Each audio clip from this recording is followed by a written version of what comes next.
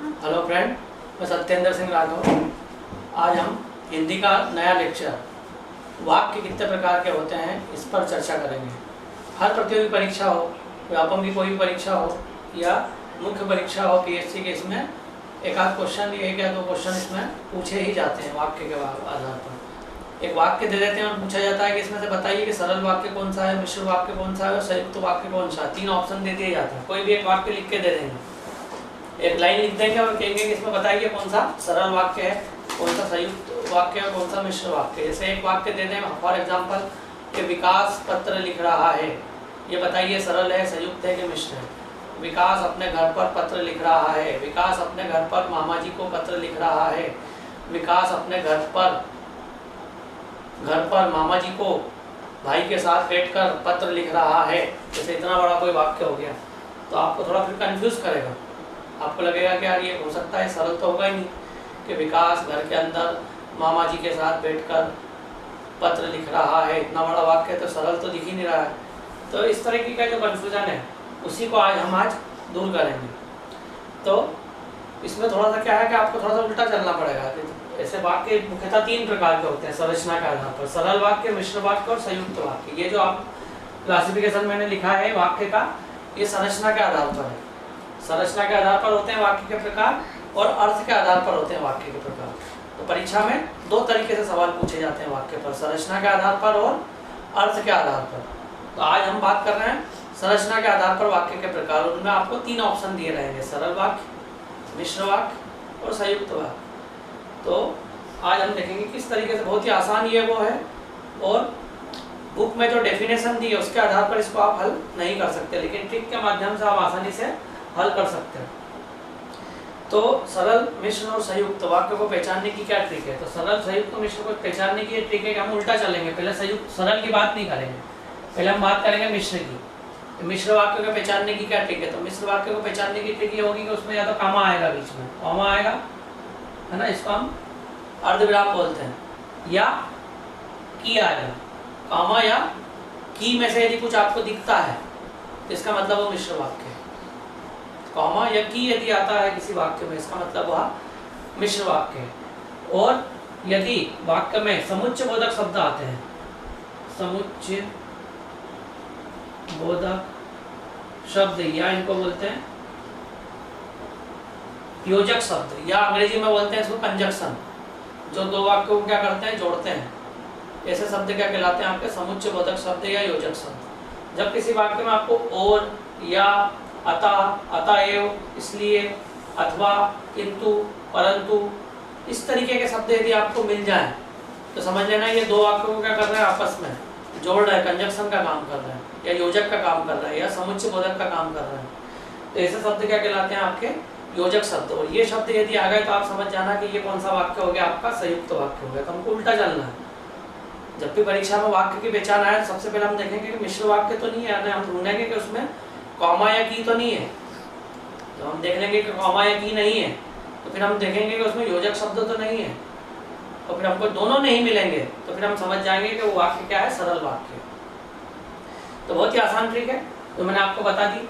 अब इसके आधार पर हम कुछ एग्जाम्पल देखेंगे कि किस तरीके से हम परीक्षा में आए जो सवाल है उनको अब मैं हल कराऊंगा।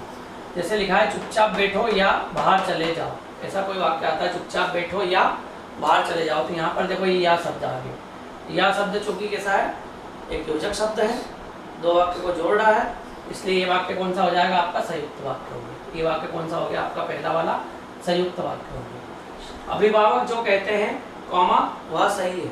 अभिभावक जो कहते हैं कॉमा, ये आ गया कॉमा, वह सही है। तो कॉमा आ गया, इसका मतलब क्या हो गया? ये मिश्र वाक्य हो गया। अध्यापक ने कहा कि, ये आ गया की, फिर आ गया की। पृथ्वी गोल है, तो की आ गया, इसका मतलब ये क्या हो गया आपका? मिश्र वाक्य हो गया। महात्मा गांधी ने कहा कि तुम मुझे खून दो, महात्मा गांधी ने कहा कि अंग्रेजों भारत छोड़ो, तो ये भी वाक्य क्या हो जाएगा? मिश्र वाक्य हो जाएगा। सुभाष चंद्र बोस ने कहा कि तुम मुझे खून दो, मैं तुम्हें आज़ादी दूंगा, तो की यदि आ गया, इसका मतलब कैसा हो गया? वाक्य क्या हो गया? वो मिश्र वाक्य हो गया। माँ की इच्छा थी कि बेटा डॉक्टर बने, तो की आ गया, तो क्या हो गया? ये मिश्र वाक्य हो गया।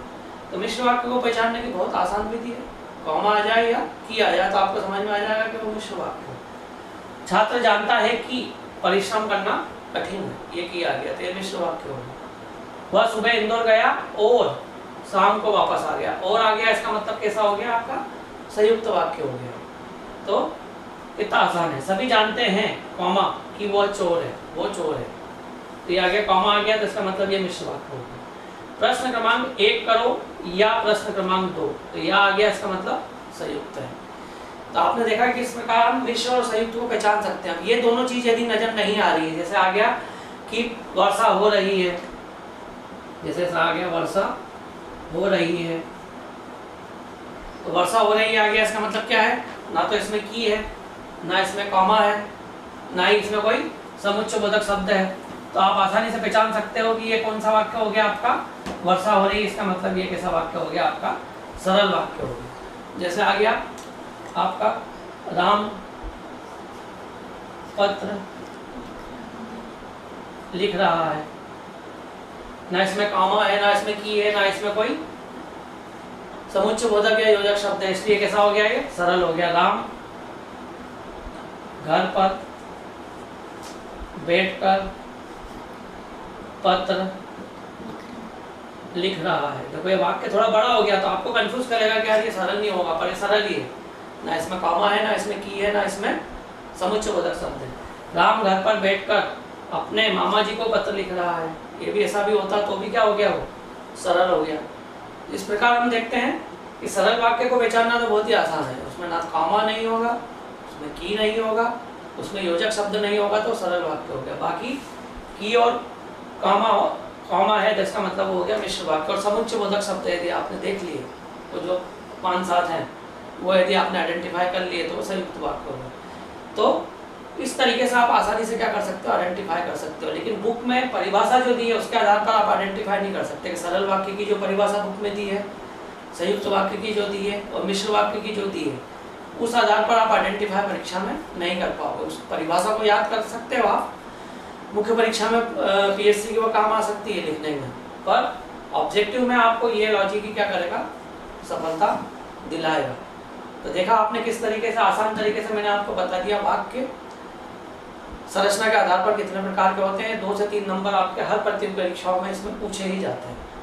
तो ये था आज का हमारा नया लेक्चर को ज़्यादा से ज़्यादा सब्सक्राइब करें और बच्चों को, दूसरे बच्चों को शेयर करें, ताकि लॉकडाउन अवधि में सभी बच्चों तक क्या हो, इस कक्षा का लाभ पहुंच सके। धन्यवाद।